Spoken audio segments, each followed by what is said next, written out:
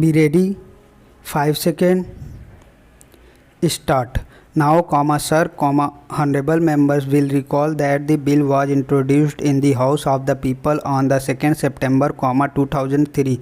It has had a long history and, in one form or another, it has been before the public since the end of 1949. Stop the statement of object and reasons, the various stages through which the bill has passed since 1946 have been summarized, and I need not recapitulate on this occasion the circumstances in which the then Government of India took the decision in early 1946 to initiate an inquiry into the reform of our company law.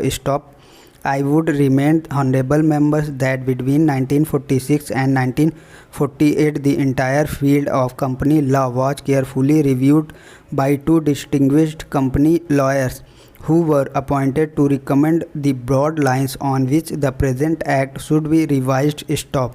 Their recommendations were examined in the then Ministry of Commerce, and certain tentative departmental views which emerged were circulated in a comprehensive memorandum to all recognized trade and industrial association, bar association, the high courts and the state governments. That brought us to the end of 1949.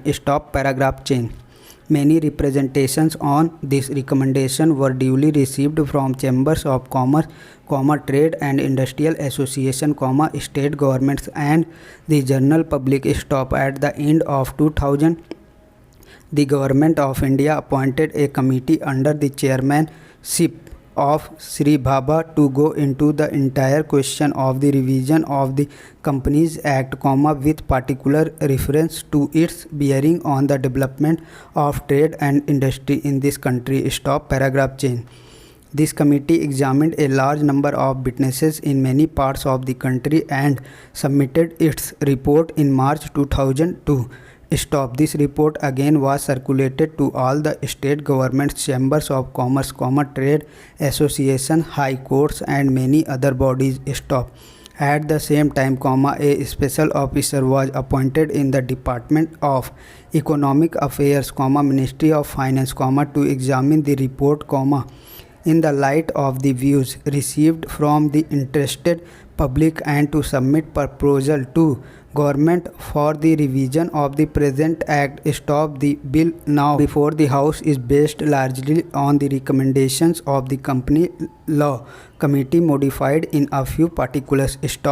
Paragraph change. Honorable members will notice that so far as public relations go, the bill has covered adequate ground.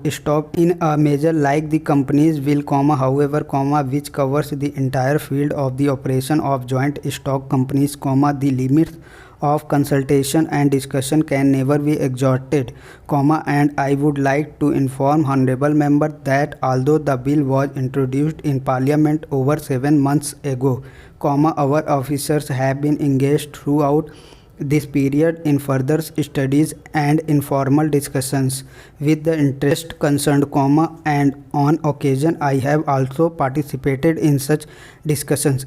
I have also given some further thought to some of the issues arising out of the bill, and I propose at the appropriate stage to bring before the select committee any changes in the provisions of the bill which seems to me to be worthy of consideration in the light of this further examination.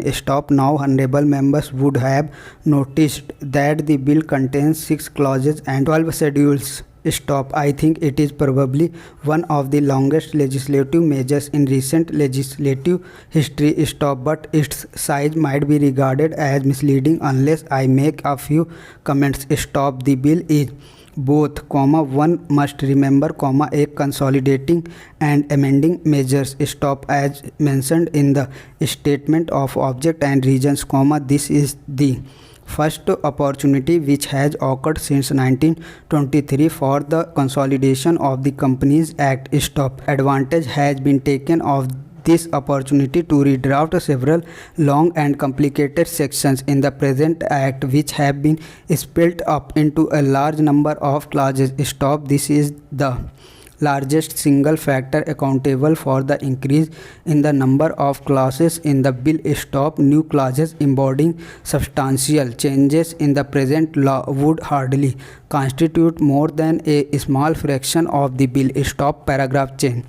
I would also draw attention to the structural changes in the bill to which a reference has been made in the statement of objects and reasons. Stop. The redraft of the bill and rearrangement of the existing chapters in the Companies Act in a more logical order have, I think, resulted in a noticeable improvement in the form of the bill, and I hope will facilitate better understanding and appreciation of the scheme. Stop. I wish that the act which came into effect long ago was implemented properly. Stop. I know that the minister here is very earnest in implementing it, but unfortunately his colleagues at the state level are disappointing him. Stop. Unfortunately, no step have been taken for trimming or toeing up the administration at the state level and at the district level. Stop. They have to be taken immediately. Stop. Thanks for watching. Please like, comment and subscribe.